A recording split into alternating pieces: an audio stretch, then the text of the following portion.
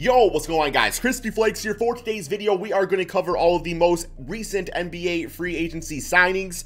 And with that being said, this will probably be the last one of the free agency series, just because, like, I read a report that 85% of NBA roster spaces are not filled, and really the only big names that have not signed are like Anthony Davis and Brandon Ingram. So unless something crazy goes on with one of them, which I'm not really forecasting that to happen, there's really not going to be too much to talk about. Even like the ones we're talking about today, I mean, yeah, we got like some notable signings, but for the most part, man, you know, it's kind of low-key scraping the bottom of the barrel. So yes, before we get going on this video, I want to say thank you guys so much for the support on these NBA free agency videos over the past few days.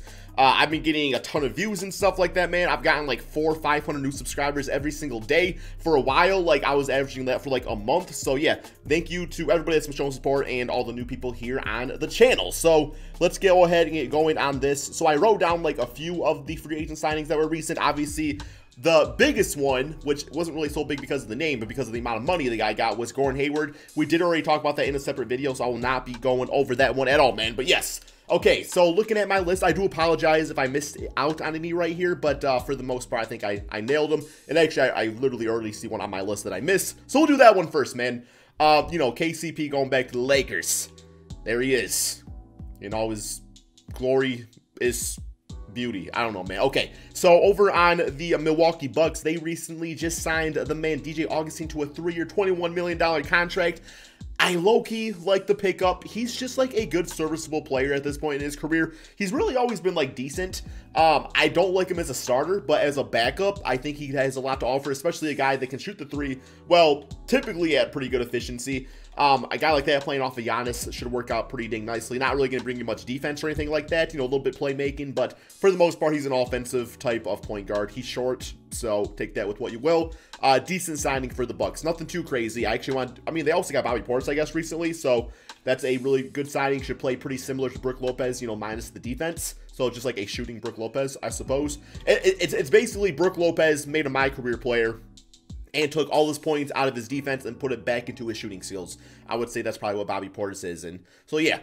Next up, we got another signing that I actually really like a lot, and that was the idea of Rajon Rondo going over to the Atlanta Hawks. So we all know teams like the Clippers were interested, but I think at this point, you know, Rondo has his ring. I think he has 2 rings, right? So he's happy about that. Got one with the Lakers, got one with the Celtics. As far as like storied franchises go, there's not much more he can accomplish in that department. You know, over here, he's probably going to be taking on more of like a mentor role to Trae Young. I really like the idea of Rondo in the backcourt with Trae Young, just because Rondo is more of like a facilitator out there, brings the defense usually, and just makes smart choices. And I'm really hoping a guy like that, you know, mentoring Trae Young, because you can, you know, I love Trae Young, but he's always had high turnovers, and his 2 years in the NBA pretty high in turnovers. So hopefully Rondo can kind of make him more, you know, like that Rondo, Steve Nash type of player that can get those high assists, but not at the cost of having a very high turnover percentage, right? So I really like that signing a lot.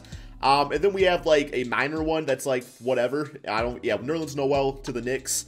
What I like about Nerlens Noel is that he's a good shot blocker, you know, plays smart defense. And I'm hoping he'll be a good mentor, you know, to the man Mitchell Robinson, who is a good shot blocker, but doesn't do it smartly to the point where he has foul trouble. So hopefully Nerlens Noel can kind of help him out with that, and that'll be great. So yeah, that's all the ones I have listed. And then obviously the most recent one that the video you can see in the title is going to be about Serge Ibaka, guys, signing with the LA Clippers. So Serge Ibaka was sought out by a ton of NBA teams, but he decided to join his buddy Kawhi Leonard over on the LA Clippers. So looking at last season, 15 points, 8 rebounds, you know, about a block per game, 39% from 3. He's really become an improved 3-point shooter, you know, over the course of the last 4 or 5 seasons of his career. Really in Toronto was when it started opening up a lot more. Last season wasn't so, or I guess 2 seasons ago wasn't so great at 29%. But for the most part, man, I guess he's always been like a solid 3-point shooter. He didn't really shoot it like very early on in his career. I'm going to guess here probably wasn't like too many attempts going on. But no, I love this signing, especially a team that just lost Montrezl Harrell, that I thought that was a huge blow to the squad. Now, the question is he going to fit in better than Montrezl Harrell? Well, I think looking at Harrell's stats, you know, last season, we also did a whole video about him, so I'm not going to talk about him too much over here on the Lakers. But really, what you get with Harrell, what he was doing on the Clippers, I mean, this is a guy that was just a hustle man out there, right? And pretty much he could actually put the ball on the court for a 6'7" center, get to the basket, wasn't really shooting threes or nothing like that. So right away, what you do get with Serge Ibaka is you do get a floor spacer, and it should work out pretty nicely in the offense. Now, You could do a lineup of Serge at the center spot, or you can go a little old school and put Serge at power forward with Zubac at the center position, you know, for a little increased defense. I don't know if that's going to happen. You know, they recently just signed Marcus Morris. I think it was like a 4-year, $64 million deal. Man, got $64 million, bro. Like, straight up, you got Marcus Morris for $64 million. You should get damn Markieff Morris for free. Like, some downloaded bonus DLC. I don't really know, man. But, yeah, he got himself quite a bag out there, right? So you think that means he's probably going to start. Which I know that's not really how the NBA always works, but that's probably how it's going to work for the sake of spacing and stuff like that. So I think this will probably be the lineup to start. But I could see, you know, going up against, like, Anthony Davis and Montrezl Harrell, you know, a pretty beefy lineup. They could probably go to something like Serge at the power forward spot. So, yeah, man, I think it's going to be interesting, you know, going into next season for them. Let's go ahead and simulate this season and see how Serge Ibaka can actually do here on this Clippers team. Simulate through date. And I guess just really my expectations for the Clippers. We got pulled most, man. I forgot to turn off injuries, bro. You know what? Like I always say, injuries are part of the game. I don't always say that, I literally always turn off injuries. But it's fine, man. We'll let the CPU do their thing out there. And like I said, injuries happen. But no, my expectations for the Clippers, for one, I don't think they're done. There's no way they can really be done because you cannot go into next season with Patrick Beverley as your starting point guard. I don't think Kawhi Leonard's gonna let that fly. Now, as a backup, I like Patrick Beverley, but not as a starter based off those circumstances. I know it's a bit of a reach, but they recently, you know, the Toronto Raptors recently just signed Fred VanVleet to quite a big deal. I guess they probably should have talked about him, but I was trying not to talk about guys that re-signed, which is probably why KCP did not actually make my list. But no, man, like, Fred VanVleet signed to like a 4-year contract on the Raptors. If I was the Clippers, I would do anything I could to get Kyle Lowry on this team, man. I said it last season, Kyle Lowry is literally the missing piece.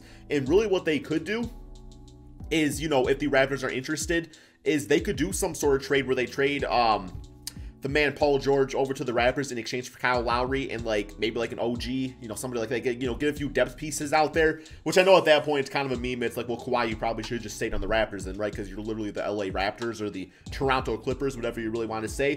But I mean, we do know that that formula did work, right? I mean, obviously Pascal Siakam was a big part of that, which could be a reason where maybe you want to like keep Paul George, because if you take Paul George off the Clippers and you replace him with, you know, Serge Ibaka, Kyle Lowry, well, then at that point, you're kind of just the Raptors without Pascal Siakam, which wasn't really, you know, I don't think they would have won the championship without Pascal.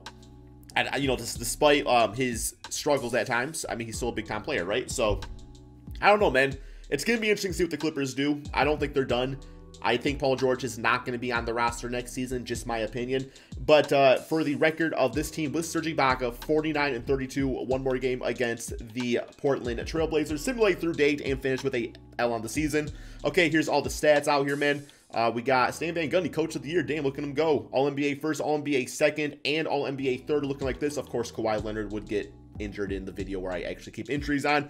It's all good, man. Like I said, Kawhi Leonard misses games in real life. This is actually more realistic. So despite Kawhi Leonard missing games, they still managed a 50-win season, bro. That's inspirational as hell, guys. Okay, drop a link for that inspiration, man.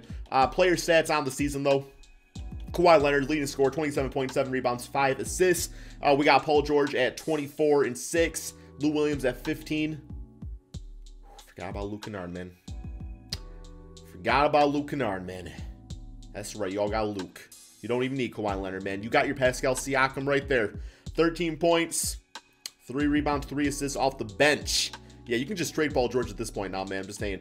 Serge Ibaka, though, 12 points, 8 rebounds, 2 assists. Shot about 10 times, 47% field goal percentage, and 37% from 3. I would say that's like 100% accuracy on what you can probably expect him to do. Like, he's not going to be averaging no 20 points. He's not going to be up there like 18 points like Montrezl was. But he will provide you with a bit more defense and, you know, just a bit more other non-stat things out there, I could probably say. So, yeah, here we go. Let's go ahead and simulate these playoffs and see if this team could actually win the championship. Simulate playoffs. I guess we'll just do that. Probably the best way to do it. And, oh, yo, they beat them in a 7-game series, and, oh, we lost in a 7-game series to the Pelicans. Okay, that's kind of fine. I mean, it's not really fine because you want to win a championship, but we did beat Dallas in the first round, so that was kind of cool. Paul George, 40 points. Keep in mind, Kawhi Leonard was not playing in this video, right? I don't believe he was due to injuries, but that's just part of the game, guys. That's part of basketball out there, right? He was not back. I keep on messing up Kawhi with Kennard.